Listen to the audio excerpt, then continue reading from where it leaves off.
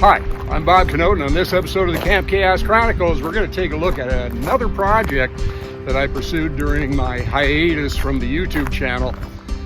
It's a bit of a shop upgrade and one that's been necessary for quite some time. I think you're going to find this interesting.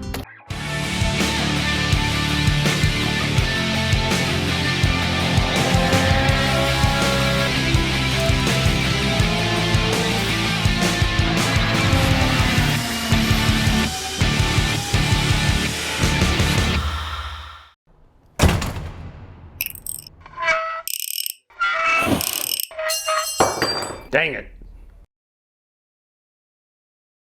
So we're coming out of the office here, and this is the new addition. This is the old exterior wall of the old granary. That's the main shop in there. And here is where I used to build engines. Now it's a commons area we're going to use for sort of a dining area, and there will be a vanity and a sink here with the microwave. Probably put the microwave up on the wall, and this is all going to go away. We're playing around with electroplating right now. That's going to go into another building that I have to get heated by winter. The point of this whole exercise is this room right here. Everything from this wall on down was just storing tools like the English wheel and the rotisserie and so forth. Really big stuff that took up a lot of space. That's moved elsewhere. Also, there's a lot of parts and other things, other tools that have moved out or gone into other locations. And this is the engine room now. The whole point of this exercise is to have a clean area dedicated to nothing but engine building. And the area is, of course, closed off because there's a lot of things that go through this place, like machine filings that get stuck to the bottoms of people's feet, and just dust and dirt. This is an agricultural area, so there is a lot of dust around. The point is to keep all that away from the engines. So we got a room that is relatively sealed, although in between all of these planks here, there's gaps. That air can be blown out by that up there. That is the pressurization fan. And the pressurization fan's job is to pressurize the room. Doesn't have to be much, just some, so that air can be blown in and dust and anything, any other foreign material in the air can be blown out. And you can see there's a furnace filter on there. Yeah, this is a pretty big deal. This project is one that started back in 2014 when I put a 12 by 42 foot extension onto my shop. The purpose of that extension was to do two things. First of all, to provide room for engine building away from where all the chips are being generated in the machine shop, and also to provide some storage for the shop. And that was a great plan, but one that didn't quite work out the way that I wanted. When the addition was finished, I had a soul full of hope that this was really going to work out well for me.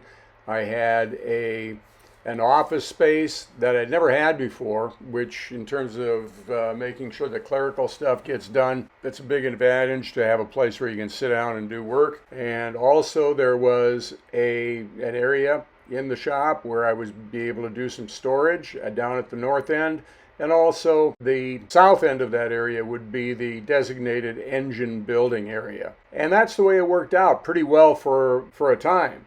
But the problem is that as time went by, the storage end of it started to slowly take control of the entire area and move the engine area south. And that's when I decided that it was time to go back to the original plan A, but take it to the next level. What I needed was a dedicated engine room that can be kept clean and orderly, and nothing but engine building gets done in that room. Step one in the plan was to come up with a space that can be used to take the majority of the storage items in the north end of that addition and move it out of the building altogether. And I selected the old milk house for this. It needed some renovation. It had to have half of the floor filled and concrete poured over it. and a roof put on it, and also a nice insulated door on it in the event that we may have to use it as a heated space in the future. And a lick of paint here and there wouldn't hurt either. And even before we got done with that part of the plan, it changed. What we're going to use this building for is to move our entire cleaning operation out there, and also add a vapor blasting cabinet, and we've been doing some experimenting with electroplating, and this would be a good place for that to happen too. So space for storage had to be made elsewhere, and we can talk more about that later. And then the enormity of this job began to set in once we started moving things out of the north end of this new addition into the temporary storage in the milk house, to be moved to another storage facility once we get that sorted out. But the chaos appeared to be endless.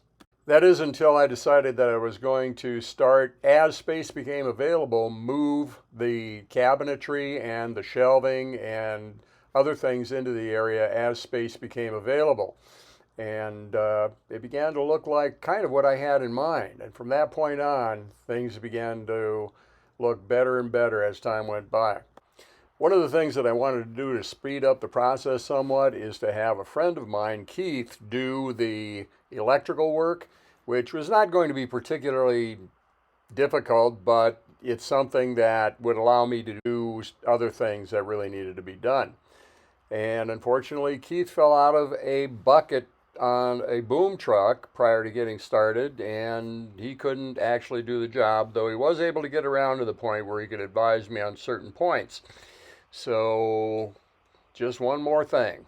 The construction of the divider between the two areas was pretty straightforward, just simple 2x4 construction with pine planks on the south wall. And the reason I did that was I wanted there to be a certain amount of continuity in design between the exterior wall on the original granary and this divider. And I think it works out pretty well once I got it painted all green. I now felt that I was at a point where I could actually start using the room for what I intended to use it for. That is, to start building engines in there. I still had some work to do, some interior wall sheeting, which I hadn't decided what I was going to do yet. And perhaps the biggest thing that I needed to do was install something in that opening right there. And the point of that opening is to install a fan with which to pressurize the room and to clean air that is going in the room.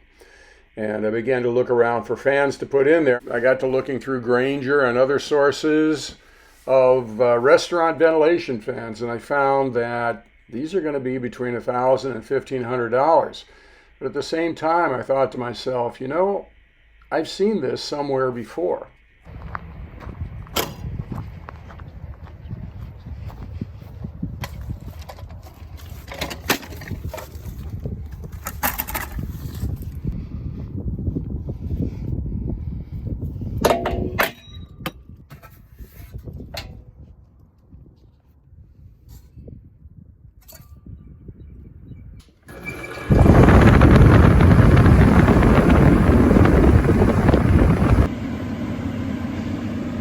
So there it is right there. This thing actually works great. It hasn't been run since 1968, and it was actually put in the barn in the mid-1940s. And the interesting thing is it actually recognizes solid state speed control. Amazing.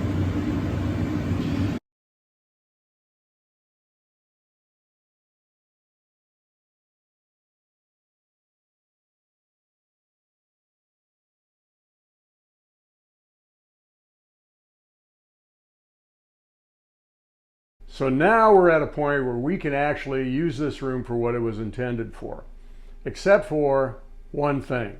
And those of you who work on projects like this, right about the time you think you've got it finished, then something else occurs to you that you really need to take care of. And that would be, in this case, that right there. That concrete floor, which is a good concrete floor, not particularly cracked, but having put all the work that I did into the rest of the room, this needed to be taken care of. And what I did was I installed a Rust-Oleum Fleck Epoxy garage floor coating. Most of the process of applying the Rust-Oleum Epoxy garage floor coating wasn't all that bad. In fact, it was pretty enjoyable, except for this part right here, where I'm grinding the sealer off the surface and etching it so that the coatings will stick. After that, I then was able to apply 2 coatings. One, the Rust-Oleum primer, which I really thought was necessary because it looked like some sealer hadn't been ground off yet. And then the coating itself. And that process was essentially just rolling it on just like the primer, and then taking the flecks and throwing them up in the air and letting them settle and trying to get it as even as you can, which really kind of worked out once you develop a technique for doing it. And after that, I put a layer of clear coat on because it kind of went dull a little bit after it's set. And I'm pretty pleased with the results. So let's take a little tour through the room here. First of all, this is the tool wall right here. That's where we hang stuff that is too big for cabinets and so forth. And we got the valve train parts organizers, crankshaft stands, fuel injector stands, that sort of thing. Wood burning stove organizers up on top of this shelf here. And this is the room. It's an awesome thing.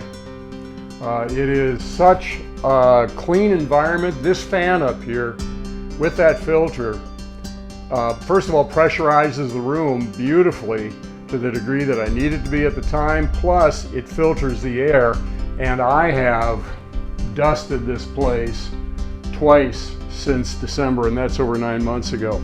So it just really does a great job of cleaning and pressurizing the room. And so you can see we got the engine stands, we got the TWR 6.1 and the E-type engine. Getting ready to stick that together. Organizers here. Yeah, this is just a great place to be. We got the fuel injector cleaning and testing station. So, I don't know what else I can say. We've got here on these shelves are things that are ready to go on engines. We got connecting rods there, and we got a box full of pistons here, and a set of headers down there, and some unrelated stuff like brake rotors and fuel and vacuum hose and that sort of thing. But as time goes by, a lot of this stuff that is not engine related, that we're sort of organizing into bins. As we get this top shelf full, we'll start sorting those things out and sending them over to the other storage area. It's just a great thing. Should have done this when I first set this up. Got heads that are ready to go back on an engine. Yeah, that there is my happy place. Now, if you like these videos, like, subscribe, and maybe leave a comment down below so we know what we can do we do better. And we'll see you the next time on the Camp Chaos Chronicles.